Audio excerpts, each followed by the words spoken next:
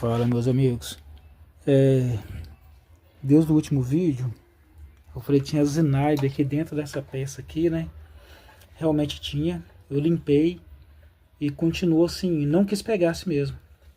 O que eu fiz? Eu fiz um teste, fiz um jampzinho aqui entre o positivo e o negativo do start. A moto funcionou. Ou seja, eu descobri que o problema estava aqui dentro desse chicotezinho aqui, ó. O que acontece? Eu não fiz outro vídeo antes, que eu tava sem tempo. E agora à noite que eu tô conseguindo fazer.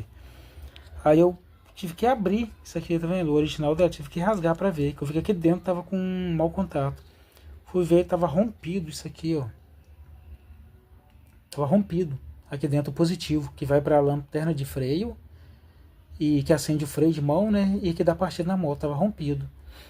E o fio vem muito curto, acho que é por isso que ele rompeu. Ele estava muito puxado, bem puxado. Aqui na emenda aqui ele não aguentou e rompeu. Tava muito esticado esse fio. O que eu fiz? Eu descobri que ele estava assim, eu não consegui. Eu tive até que emendar um pedacinho de fio para conseguir emendar ele aqui, ó, entendeu? Porque eu não consegui aqui, ele não alcança, ele é muito curto. O que acontece? Fiz uma gambiarra aqui por enquanto, que eu não consigo abrir isso aqui para poder passar o fio aqui dentro e fechar direitinho. Eu só passei o fio aqui pra ter certeza. E agora, ó, peraí, deixa eu virar a chave aqui, ó. Tá funcionando, ó, depois que eu fiz essa... Peraí que eu tô com a mão só filmando aqui, ó. Agora, ó. Entendeu? Ó.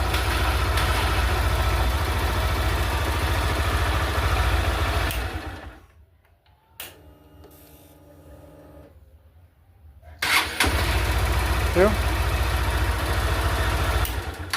Ou seja, o defeito é dentro desse chicotezinho que vai do guidão aqui, entendeu? Do start até dentro do farol. O positivo era muito curto e em ficar virando o guidão, ele rompeu. Ele é muito curto. Aí na emendazinha aqui ele rompeu. Ou seja, descobriu o defeito. Se alguém tiver esse mesmo problema aí, ó, já sabe como resolver.